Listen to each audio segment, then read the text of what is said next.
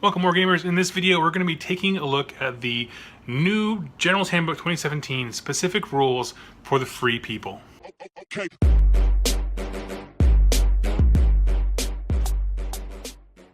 So if you're not familiar, the 2017 General's Handbook came out with specific rules for some of the sub-factions that have been somewhat, I don't want to say neglected, but kind of, but just haven't been focused on really. Since Age of Sigmar came out almost 2 years ago. This is a long time coming. A lot of us are super excited for this stuff, and I am one of them.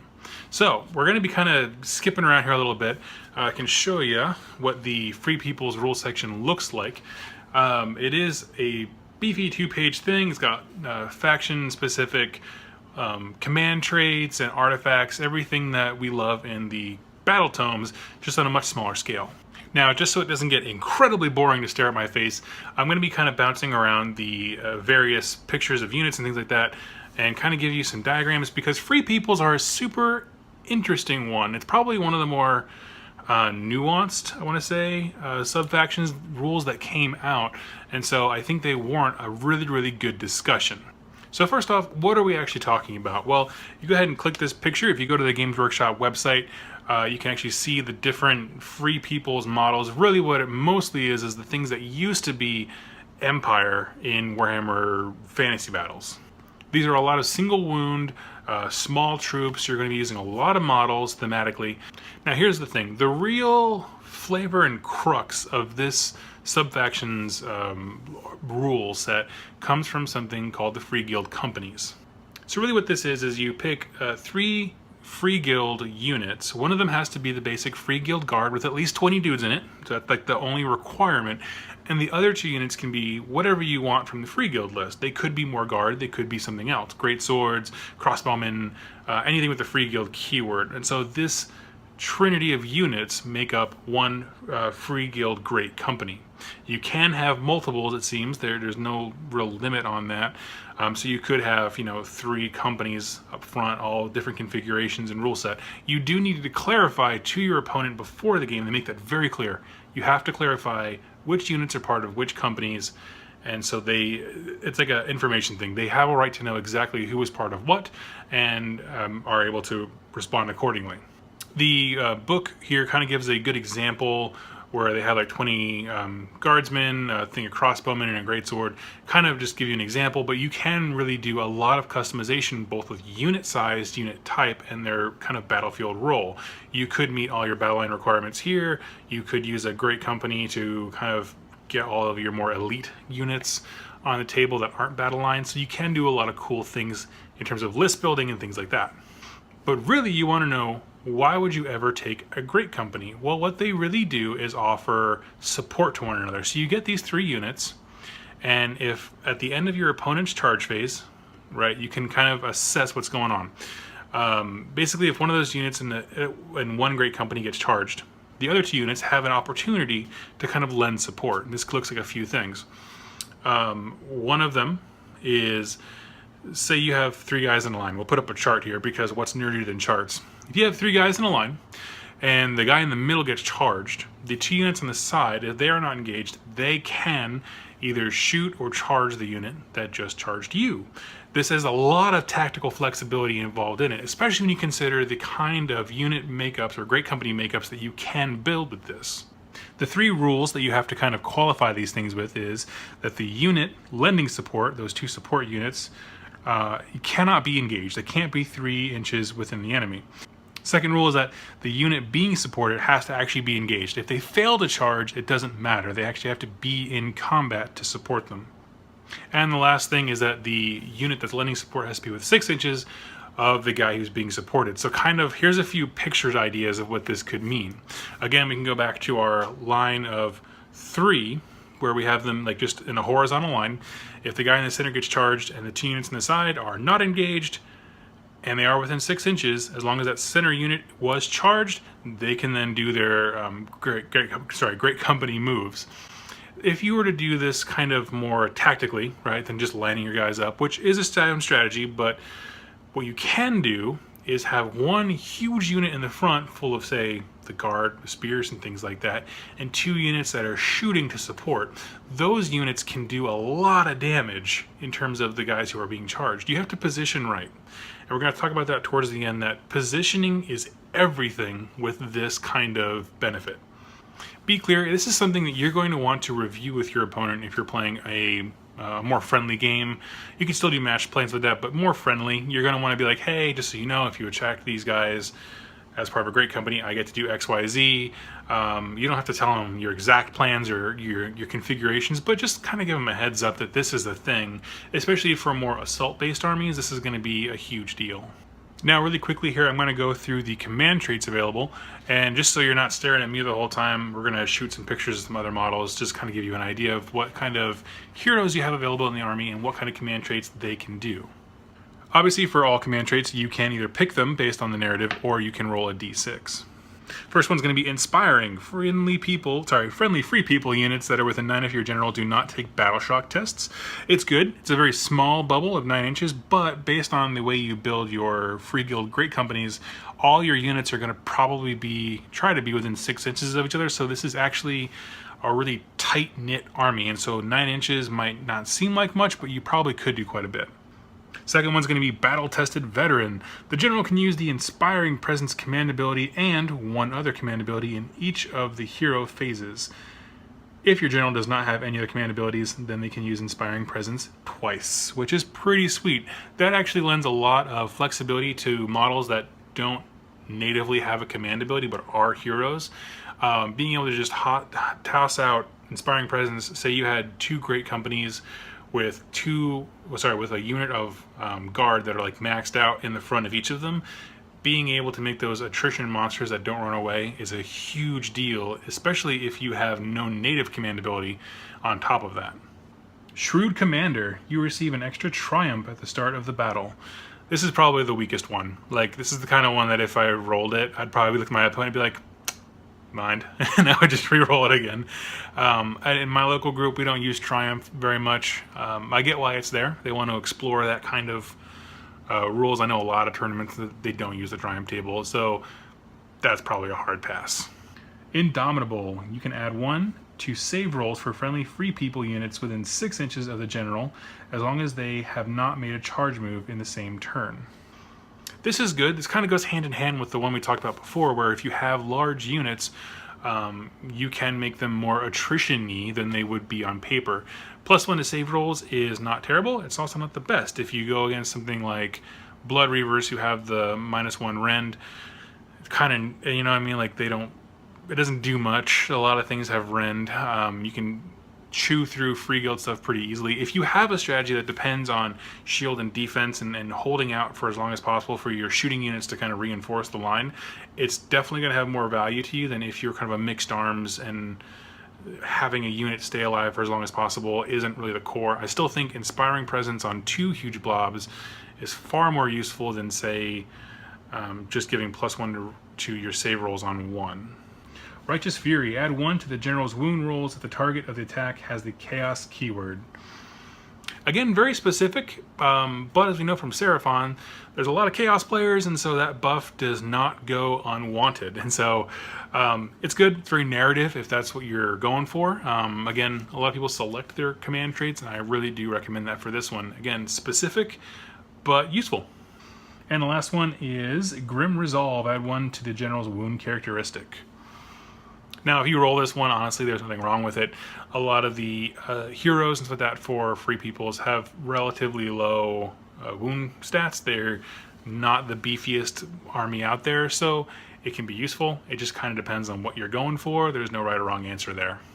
So taking a step back and thinking about the command traits as we just reviewed them, what I'm seeing is a trend of attrition. By that I mean you have a lot of little people, and they give you a few optional ways to kind of make the most out of them. I think the most intriguing is definitely number 1, where you can either, I think it's number 1. Nope, number 2, sorry. Where you can use 2 command abilities, and if you don't have any command abilities of your own, you can use Inspiring Presence twice. I think on a faction that can pump out so many little guys, and play them as defense for these counterattacks and stuff like that for the great companies, having things not run away from Battle Shock is monumental. Like, it's just huge. And that doesn't even include the fact that, say, if you look at the Free Guild leaders, a lot of them have insane buffs for shooting. Like, some of the best armies on the tournament scene right now involve Free Guild people with their shooting attacks, particularly, I believe it's the crossbows. But they can do insane things. They can get it down to like a 2-up, 3-up, or something ridiculous like that. Being able to use those command abilities twice so you can maximize the shooting potential of your shooting units, as well as drop an Inspiring Presence on your big blob defending them, there's a ton of flexibility. I definitely think that that is the default command ability if you're choosing them. The other ones are very flavorful, they're very cool. The being able to choose a unit and they get +1 to their save rolls is somewhat dependent on your list design, but it can definitely be a huge bonus depending on what you need that unit to do and how many dudes are in it. But I really, like I said, I think the one where you choose 2 command abilities for the kind of command abilities that this faction has is ridiculous. So now I'm going to transition away from the command abilities and special rules and go into the artifacts. Mind you, you can only take one of these each per army, meaning you can't double up on any particular one of them, but they do offer a lot of flavor to the game and some pretty cool stuff. First one is Armor of Meteoric Iron, and this is just add 1 to the save rolls for this model. It's okay, there's nothing much to it. Yeah, it's just kind of a meh thing, it's there if you want it. Blade of the Realms. Pick 1 melee weapon that this model can use. Each time you make a wound roll of a 6 or more for this weapon, the target suffers a mortal wound in addition to any other damage that attack inflicts. Now this is pretty great. I assume you wouldn't want to say replace it with like the horse's hoof, right? I mean, technically I guess you could, but please don't. That just hurts. But depending on the kind of models that you have, if you go for a beefy loadout on, say, your captain on a horse, things like that, it can be useful. The Luck Stone. You can reroll 1 failed hit, wound, save roll for this model each turn. I mean, rerolls are great. Rerolls actually are phenomenal. What I'm more thinking of, a lot of these artifacts, obviously artifacts goes on heroes. Your heroes are not going to be pushing a lot of the work here. The Broken Shackle. This model may retreat or charge as if it can fly. In addition, this model may retreat and charge in the same turn.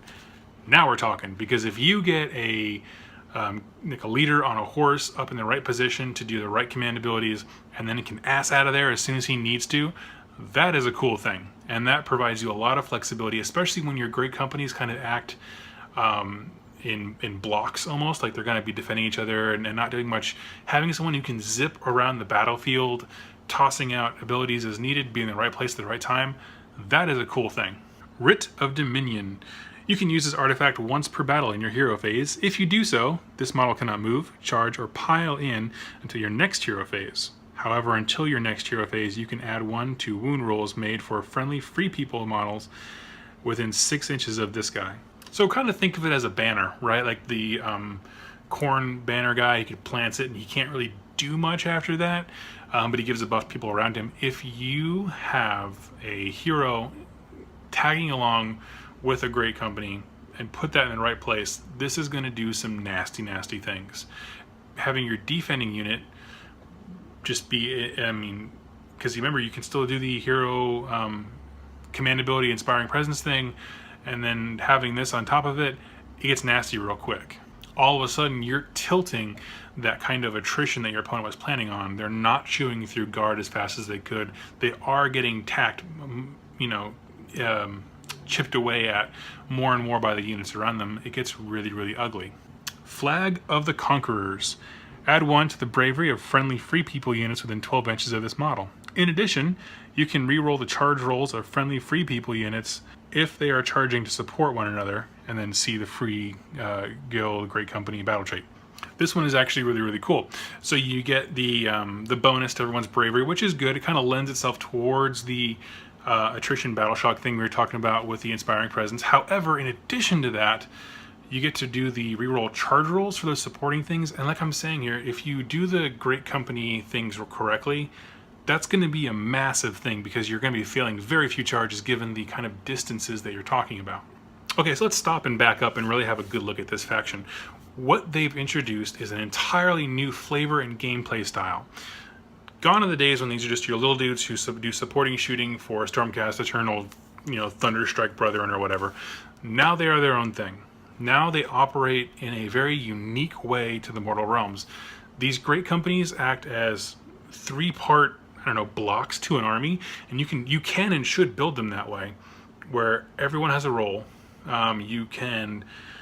I really suggest at least having one huge unit of guard, which you're required to take, but I would go higher than 20 just to act as defense for everything else. You have leaders who lend support to that, either through inspiring presence, which increases their attrition. You can do, obviously, the Free Guild specific command abilities to increase the supporting roles, like the shooting and the crossbow, things they already do well.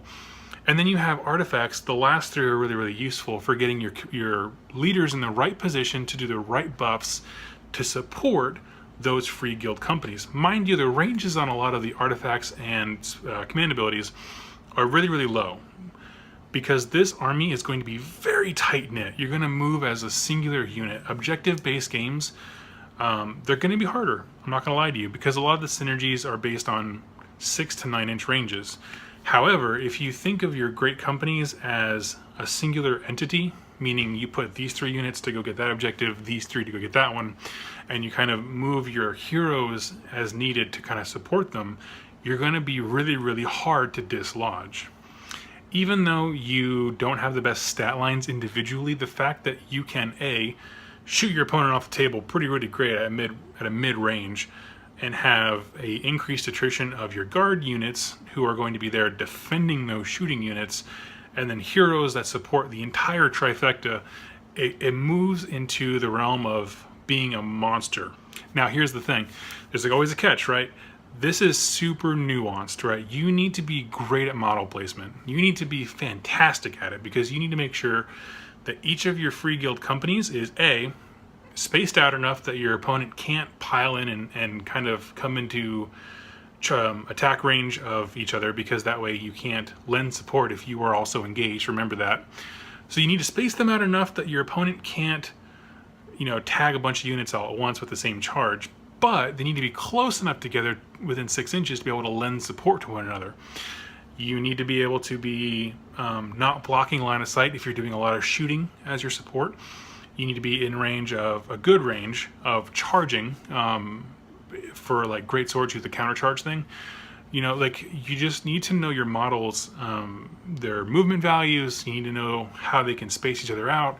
You need to be mindful of how your opponent can charge you. There's a lot of moving parts to this, but I really do think that if you learn those things and discipline yourself in learning them, that this machine called the Free Guild Great Company could be absolutely devastating to an opponent. No, you're not going to sweep the battlefield, but you're going to win through the way that the Empire armies used to win in the last fantasy, which is just grinding down your opponent, right? You're going to win through great leadership, meaning your heroes are doing a lot of the supporting and things like that, and inspiring troops and getting them motivated, and you're going to win through just ordinary dudes fighting it out to the bitter end, which is so thematic, and it's so, I don't know, it's just cool. It's just a great sub-faction that they made out of nowhere. The only negative thing I have to say about it is the kind of description of how to build the great companies is a little clunky, not like ambiguous, like you don't know what they're trying to say. I just think it could have been structured a little bit differently. I wish that it was almost like a 0 point battalion that you could take as many as you want of, because then it would be like, 1 unit of this, 0 to 3 of these things. So it would be a little more clear for army list design. But as is, I'm sure they didn't want to do that because they didn't want it to be misinterpreted as a War Scroll battalion. But as is, it's kind of a little, you have to read it a few times to kind of let it sink in. So just kind of keep that in mind, and you need to explain it quite a bit to your opponent so they're not kind of caught off guard. So that is my review of the Free Guild Peoples in the General's Handbook 2017. I would love to hear your thoughts about it. Go ahead and click subscribe, leave a comment down below with your thoughts on it, as well as which one from the handbook you would like to hear about next. I'm going to be doing these kind of sprinkled throughout my reviews of the 2017 book, because I think they are, quite frankly, the best part of this book is getting new rules into the hands of people who have been waiting them so patiently. Thank you guys for all your support. If you want to support the channel in any way, I would really love it if you would take this video, share it. Just share the channel, share whatever you want, wherever you want. Facebook things, forums, wherever you do most of your Age of Sigmar talking. I'm at like 1,700-ish subscribers right now. I want to get that to 2,000. We're going to do a gaming mat giveaway at that point, and I'm so excited for the way things are going. If you want to support me in a more personal way, click the link down below to the 2+Tough store. Me and another friend of mine have designed our very own Realm of Death gaming mat, and there are a lot of gaming mats on the market. I'm not going to lie. I'm also not a huge company that pumps these things out, but they are a really, really cool original design by a great artist who made the Realm of Death kind of come to life for us. So go ahead and click that out. There's a special offer on our blog where you can get 10% off that order. It's only to the US right now, just because shipping rates are kind of crazy, but I would love and value your support so much, and you get a great gaming mat out of it. Thank you so much for watching and spending your time with me, and happy wargaming.